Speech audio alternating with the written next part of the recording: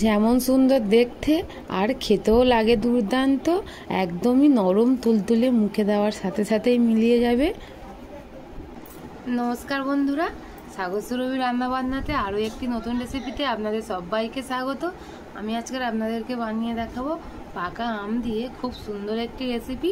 তো রেসিপিটা বানালে আপনাদের বাড়ির বাচ্চা থেকে বুড়ো সবাই খুব পছন্দ করে খাবে এই রেসিপিটি। আর পাকা আমের সিজনে অবশ্যই বাড়িতে একবার এই রেসিপিটি আপনারা বানাবেন। একবার বানালে কিন্তু বন্ধুরা আপনার কাছে বারবার রিকোয়েস্ট আসবে আমার। চলুন তাহলে রেসিপিটা আমি কিভাবে বানাই আপনারা দেখতে থাকুন আর পুরো ভিডিওটা দেখবেন থেকে শেষ পর্যন্ত। আর আমার চ্যানেলে নতুন হয়ে থাকলে চ্যানেলটি সাবস্ক্রাইব করে আমার পাশে থাকবেন।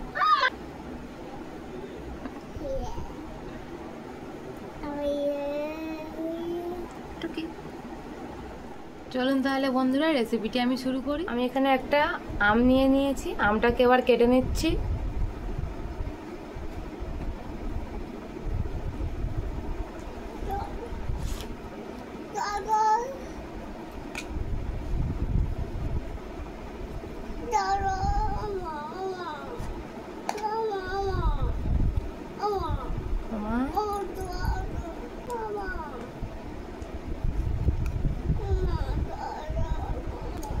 এবার আমটাকে আমি ছোট ছোট করে এইভাবে কেটে নেব।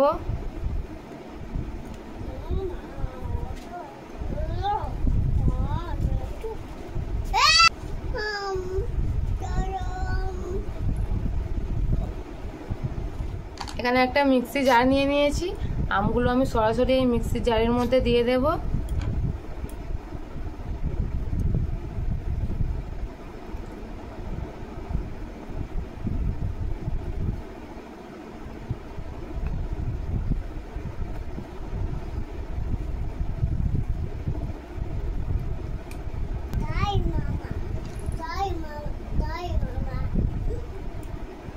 এবার আমি আমটাকে খুব সুন্দরভাবে একটা পেস্ট করে নেব। তো আমটাকে আমি খুব সুন্দরভাবে পেস্ট করে নিয়েছি। আর আমের পেস্টটা দেখুন, আমের পেস্টটা দেখুন কতটা সুন্দর হয়েছে। এই দেখুন একদম এইরকম মিহি পেস্ট করতে হবে। তো এবার আমি এটাকে সাইডে সরিয়ে রাখবো আর ব্যাটারটা তৈরি করে নেব। এরকম বাটি নিয়ে নিয়েছি, এবারে শুকনো উপকরণগুলো আমি ঢেলে নেব। তো আমি এখানে সব কিছু আজকের এই বাটি মাপ করেই ব্যবহার করব, তো আপনারা চেষ্টা করবেন কিছু একটা দিয়ে মেপে নেওয়ার। প্রথমে এখানে আমি নিয়ে নিয়েছি 1 বাটি ময়দা। ময়দাটা এখন ঢেলে দিচ্ছি আমি। ময়দাটা আমি আগে থেকে চেলে নিয়েছি। আর ওই একই বাটি মাপ করে নিয়ে নিয়েছি 1/2 বাটি সুজি আর 1/2 বাটি চালের গুঁড়ো।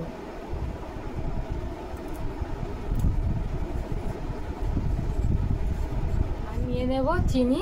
চিনিটা আমি এখানে একটু অল্প পরিমাণে ব্যবহার করছি, তার কারণ পাকা আম যেহেতু মিষ্টি হয়, তো চিনিটা আপনারা আপনাদের পরিমাণ মতন দিয়ে দেবেন। তো আমি এইখানে 1/2 বাটির একটু কম চিনি নিয়েছি। চিনিটা এখন ঢেলে দিচ্ছি আর দিয়ে দেবো অল্প পরিমাণে একটুখানি নুন। মিষ্টি খাবারে নুনটা দিলে খুব সুন্দর একটা স্বাদ হয়। এবারে আমি এটাকে হ্যান্ড উইক্স দিয়ে ভালোভাবে শুকনো উপকরণগুলো মিশিয়ে নেব।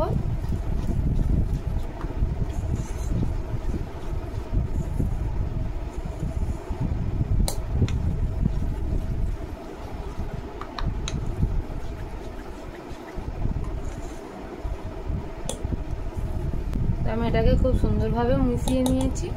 এবার এর মধ্যে দিয়ে দেবো জল। তো এই বাটি মেপে আমি জলটা নিয়ে নেব। প্রথমে আমি 1 বাটি জল দিয়ে দিচ্ছি, দিয়ে খুব ভালোভাবে মিশিয়ে নেব।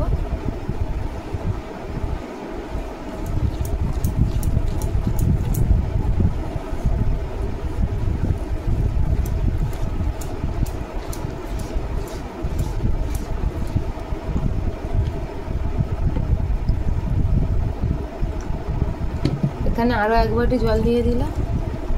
দিয়ে এবারে খুব ভালোভাবে ব্যাটারটা আমি তৈরি করে নেব। ব্যাটারটা আমি খুব সুন্দরভাবে তৈরি করে নিয়েছি। আর ব্যাটারটা দেখুন এরকম একটু পাতলা করে রেখেছি। এতে তো সুজি দেওয়া আছে, সুজি কিন্তু ফুলে উঠলে আরও একটু ঘন হয়ে যাবে ব্যাটারটা। তো প্রথমে ব্যাটারটা এরকমভাবেই তৈরি করে নিলাম। এই দেখুন, এবার এটাকে আমি চাপা দিয়ে রেখে দেবো 10 মিনিট। তো 10 মিনিট হয়ে গেছে, ব্যাটারটা আমি চাপা দিয়ে রেখেছিলাম। এবার আমি খুলে দেখে নেব ব্যাটারটা। এই যে দেখুন বন্ধুরা, ব্যাটারটা কতটা ঘন হয়ে গেছে। আর সুজি যেহেতু এর মধ্যে দেওয়া আছে, তো সুজিটা একদম ফুলে উঠেছে। এই দেখুন ব্যাটারটা আগের থেকে অনেকটাই ঘন হয়ে গেছে। হ্যাঁ, ঠিক একদমই পারফেক্ট ব্যাটারটা আমার হয়েছে। তো আপনারা ঘনত্বটা নিশ্চয়ই বুঝতে পারছেন। এবারে আমি এর মধ্যে আমের পেস্টটা দিয়ে দেব।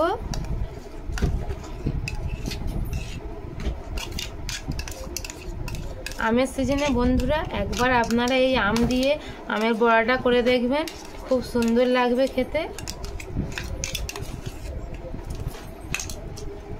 এবার আমটাকেও খুব ভালোভাবে এটার সঙ্গে মিশিয়ে নেব।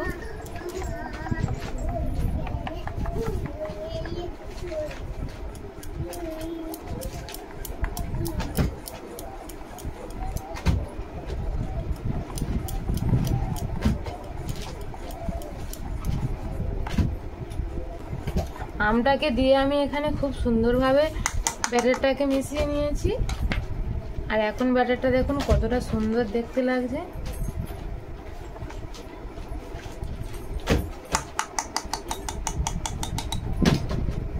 এখানে একটা কড়া বসিয়ে গ্যাসটা জ্বালিয়ে দিয়েছি। কড়া গরম হয়ে গেছে। এবার আমি কড়ার মধ্যে তেল দিয়ে দেব।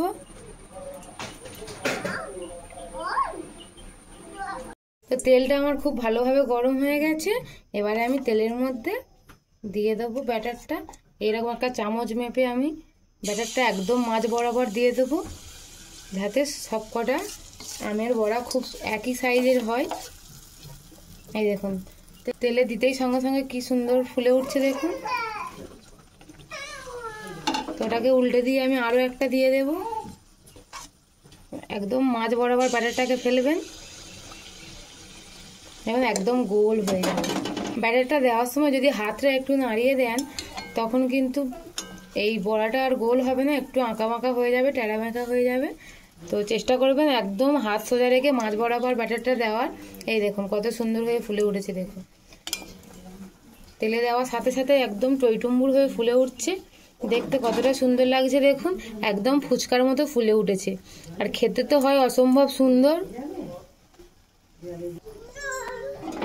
তো আমের বড়াগুলোকে আমি একদম লাল লাল ভাবে ভেজে নিয়েছি। এই দেখুন কতটা সুন্দর হয়েছে। এইভাবে লাল লাল করে ভেজে নিতে হবে। বড়াটা আমার ভাজা হয়ে গেছে। এবার আমি এটাকে তুলে নিচ্ছি। আর এই দেখুন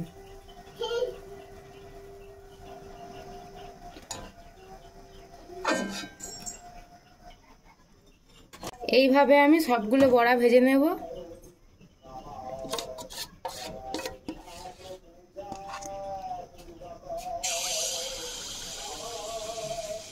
আমার আবারও দেখুন কতগুলো ভাজা হয়ে গেছে, কি সুন্দর হয়ে ফুলছে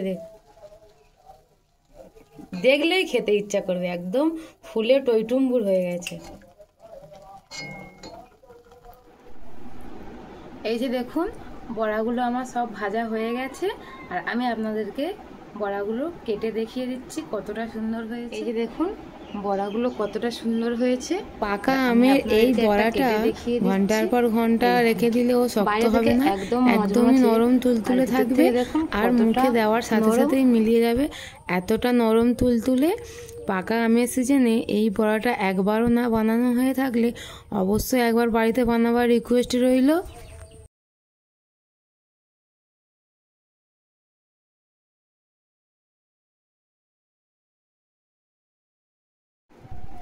আমের এই বড়াগুলো আপনাদের কেমন লেগেছে অবশ্যই আমাকে কমেন্ট করে জানাবেন।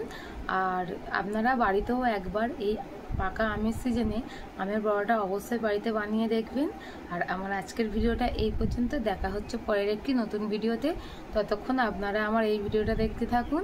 আর চ্যানেলটি কিন্তু সাবস্ক্রাইব করতে ভুলবেন না।